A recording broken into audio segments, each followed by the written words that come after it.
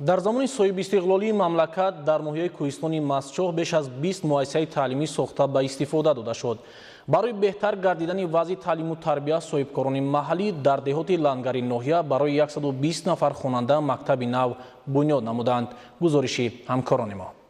дар раванди созандагиву бунёдкориҳо ва дар доираи истиқболи сазовор аз 30-солагии истиқлоли кишвар дар деҳаи Деҳавз ки аз деҳоти дуртарини ноҳия маҳсуб меёбад, бо иқдом ва маблағгузории соҳибкор роҳбари ҷамъияти дорои масъулияти маҳдуди роҳи Сомон Нуриддин Ҳусейнов муассисаи нави таълимӣ бунёду мавриди истифодаи муҳассилин қарор гирифт. зимни ифтитоҳи муассисаи нави таълимӣ аз ҷониби роҳбарияти мақомоти маҳаллии ноҳия қайд гардид ки ин иқдоми мазкури соҳибкор аз шаҳри Хуҷанд Нуриддин Ҳусейнов аз мулоқоти пешвои миллат президенти ҷумҳурии Тоҷикистон муҳтарам Эмомалӣ Раҳмон бо соҳибкорон маншаъ гирифта дар фурсати кӯтоҳ барои толибилмон муассисаи нави таълимӣ бо сатҳу сифати хуб бунёд гардида мавриди истифода қарор дода шуд. Миннатдории худро ва аҳли коллективи омӯзгорони муассисаро соҳибкори ватандӯсту ободкор созанда мерасонам ки имрӯз дар яке аз гӯшаҳои канори дурдастарини кишвар ва деҳаҳои дурдастарини Деҳавз чунин як муассисаи замонавӣ муҷаҳҳаз бо тамоми шароитҳои муосир ба мо тӯҳфа намуданд ки ин боиси хурсандӣ ва фараҳу шодии аҳли деҳа ва мо омӯзгорон аст. зимни ба истифодадиҳии муассисаи нав аз номи сокинони деҳа ба ин соҳибкори саховатманд барои чунин иқдоми ватандӯстонааш изҳори сипосу миннатдорӣ карданд.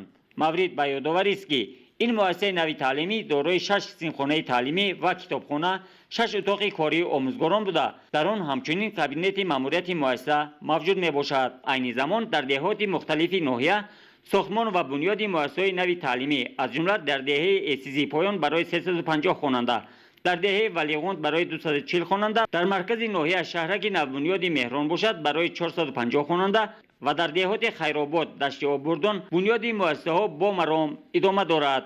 агар мо ба як соли гузашта бинем, танҳо бинобар набудани симхонаҳои иловагӣ ва муассисаҳои замонавӣ ҷалб ба зинни сеюми таҳсилот дар ин ноҳия ба душворӣ ба даст меомад.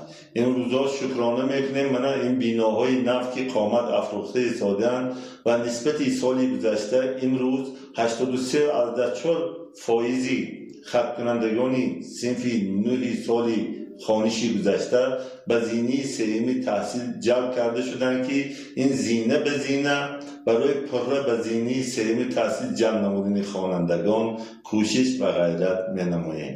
роҳбарияти мақомоти иҷроияи ҳокимияти давлатии ноҳияи кӯҳистони Мастчоҳ, масъулони ширкатҳои сохтмонӣ ва сокинон кӯшиш доранд ба корҳои сохтмонӣ суръат бахшида то ҷашни 30-солагии истиқлоли кишвар иншооти бунёдшавандаро мавриди баҳрабардорӣ қарор диҳанд.